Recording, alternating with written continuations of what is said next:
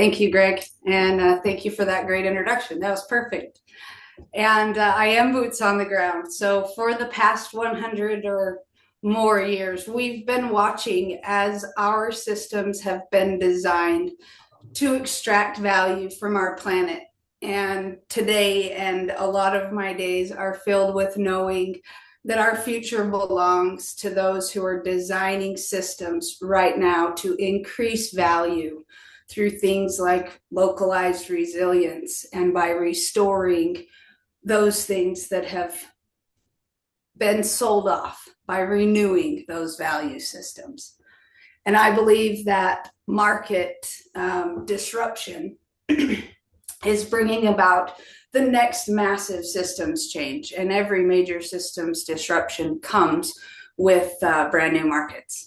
So today, my name is Jennifer. I'm CEO of a company called Natura Solve. Natura Solve is a microbiological liquid formula of hundreds of bacteria and fungi that do wonderful things like compost organics, suck up heavy metals, break chemical bonds. And that got me thinking about what nature could do at a grander level.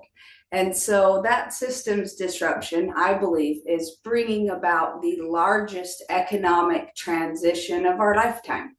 And we're going from seeing our resources from being sold to being renewed as value. So Clean Tech Island, welcome to the pilot of Clean Tech Island. We have been working specifically on the island you see in the background on moving this forward for 2026. It is a net positive living showroom, which is perfect because I'm in Virginia, which during COVID was one of the reasons I had this idea. I came out and I saw all of the interactive museums and I thought, that's what we need. We don't have a Sears anymore. We've got a place, we need a place to kick the tires. I'd watch my mom try to string together solar and all of these other systems that just, it didn't work because she was going off of Google and Amazon and where we buy things. But in order to see what actually works, where do we want to put our money? I'd lived in the Virgin Islands, and so I thought if we had a place where nobody can trick anybody or outmarket somebody, but somewhere that we see an actual living showroom, that's the ticket. And today I'm back. I'm today at SWVA Biochar. I'm here because they are absolutely, I would say, char is an understatement. They're the best carbon company I've ever seen. A wonderful host for my microbes, but outside there's literally a celebrity I can't mention inventing new products, the owners of this site that are collaborating on a whole list. And so this is exactly an example of this net positive living showroom. So what is Clean Tech Island? It's a living showroom of net positive living designed around what a community actually needs. So that island we see is facing things like sea level rise, food system disruptions, and a reliance on diesel. Where they're at and their population does not allow for them to be a market that's ideal for anybody. And so updating their systems it's probably not likely to happen anytime soon. But through my background in marketing and business development, I've put together over the last 12 years the concept of Clean Tech Island, which will include a legacy land play to renew land, make a large equity upside, renewing it, and then also bringing it back into use. So there will be a media platform, and it's going to amplify and monetize everything we do. So on these islands, they need access to traffic, and out marketing people is not a thing. But we are going to build a global framework to connect cultures, communities, and give us a sales platform to enable other communities going through similar things like sea level rise to watch our friend Brian Hummel, formerly of the EPA, go out and do terraced farming, watch him move water up the hill. So this is the living showroom. What it is not is a play to take people's real estate, to develop luxury, even if they're cool and eco-based. We're not there to develop luxury developments or replacing any governance, taking any of their sovereignty. We're there to have the community lead the decisions around what it is we're building. On this first island, we've identified some key resources that will be a baseline solution, so we can know walking in that Clean Tech Island as a concept can help with food, water, and waste systems. And then we'll open it to the globe in a contest form in order to have other people participate in very focused, intentional solutions. And by solutions, I mean there's an end point to the problem. There's somewhere where we interact, and then there's a point where we don't need to because problem solved. And then we've got media. I've got some wonderful partners in media. That's my background. I've worked with Clear Channel. We're just starting columns in clean tech. And by seeing what we can do with marketing, I also see that as a route to allow innovators to test their market access. Testing what's new is sometimes difficult. And so providing a platform for that's important. Natura Solve, my company at the top. Biochar Now is the company I'm here with today. Tony Myers is an individual helping with the efforts there, and we're looking at some large lakes, mine sites, and all kinds of things in the US together. Their carbon and my microbes are wonderful, and that is one way we can assure a baseline value in water savings for the environments we go into. David Brown has pledged to be our first sponsor. He's out of Utah selling a company called Connects Broadband. He's also been working for 10 years on smart cities and developing, so he'll be our construction, logistics, and energy connection partner to connect our renewables with whatever power grid we've got going on wherever we go.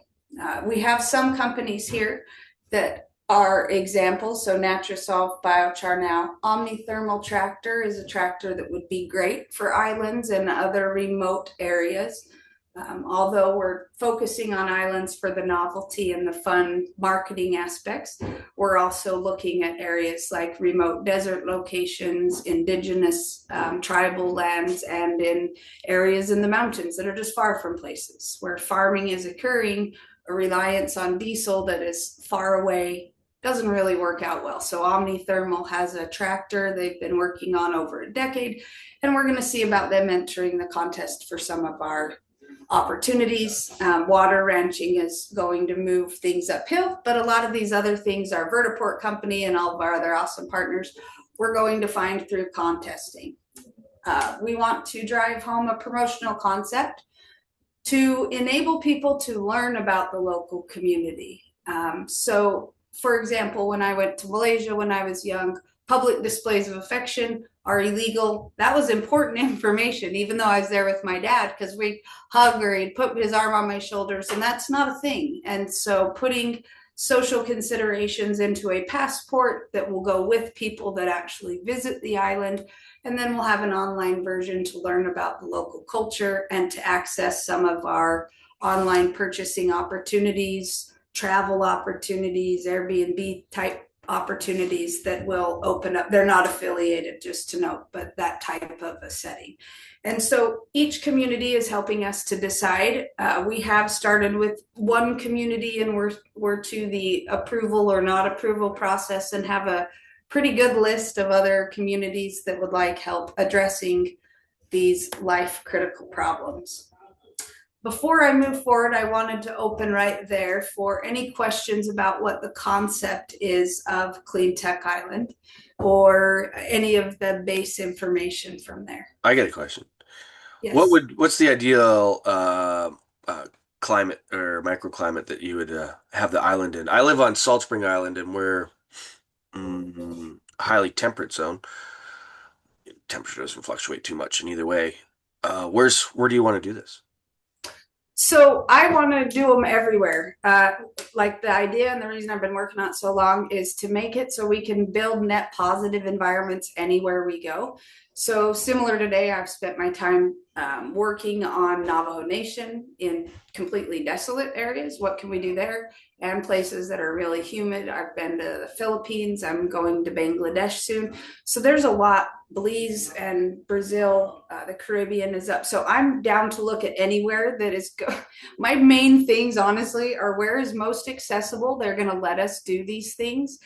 and where's fun, because we have everywhere has problems, and we plan to open source some of this information so that like the terraced farming people can follow along and deal with sea level rise in their own home and move forward with life. So I don't know if that answers your question, but the variables of environments is kind of what we're trying to address. Very cool.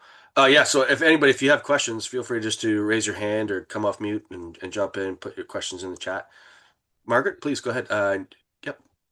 Hi, very interesting, Jennifer. This is amazing. I just wonder, do you have like hospitals, for emergency, like, firefighters and, on the Oh, island?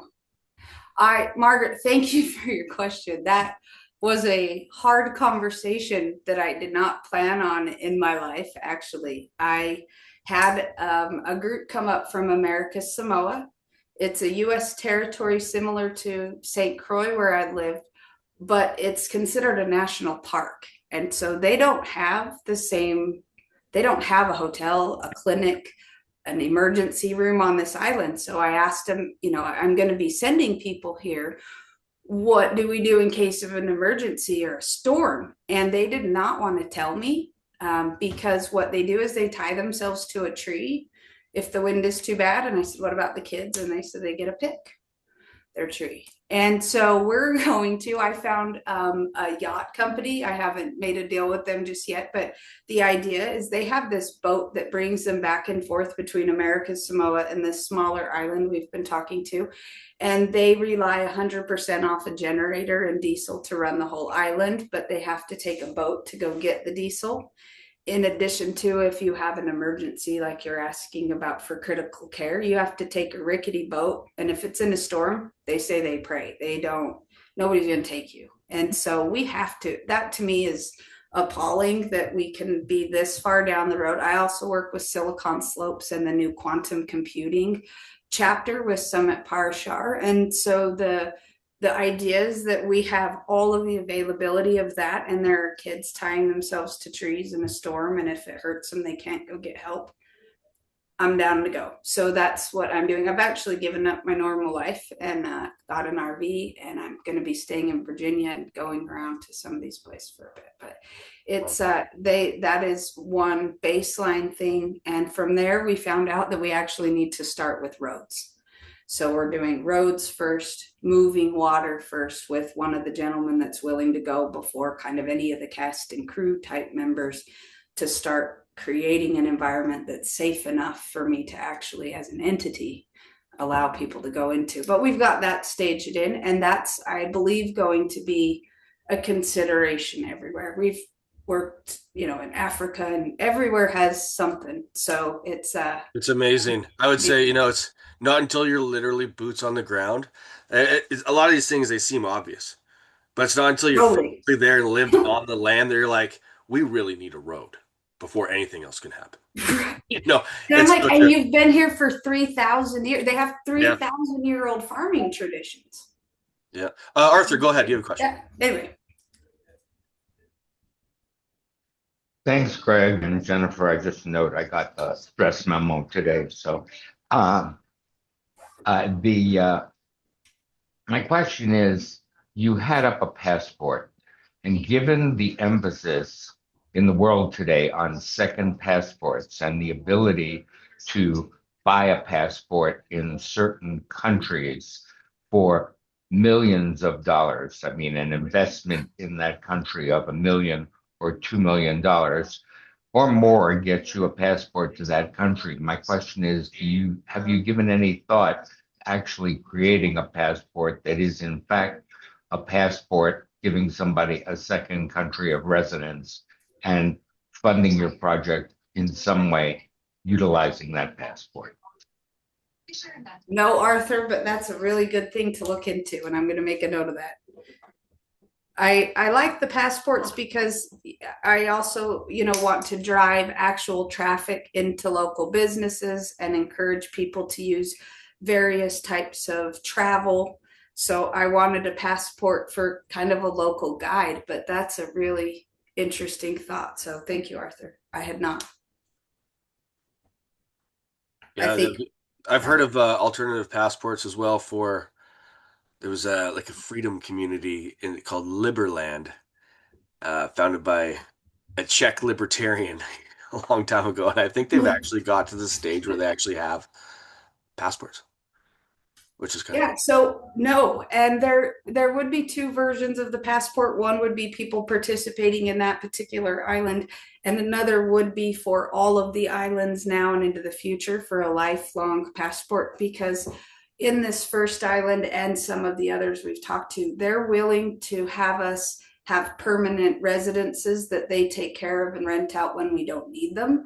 But for those who are supporting the program, they will open the doors VIP from the moment you get there, till you leave, forever. And so, and obviously that's a bold statement, but we've worked with them on how to structure that, and it was something they offered. So I think the passport thing's going to become cooler. So I'd love to dive into that a bit more. Any other? Yeah. Oh yeah. Did you have any other slides, or did you? Yeah. I wanted to pause in between to make sure, because I can go a bit fast. So we've got a few more. Yeah, we got about another 5 or 6 minutes. So yeah, please Right. take us from here. Gotcha. Perfect. So that's the concept of Clean Tech Island. So how are we going to do this massive undertaking? Because it's massive. It took me 2.5 solid years of working on the business plan. I had a wonderful man named Jerry that was going to fund it all. It came up to 162 million is the package we put together some years back.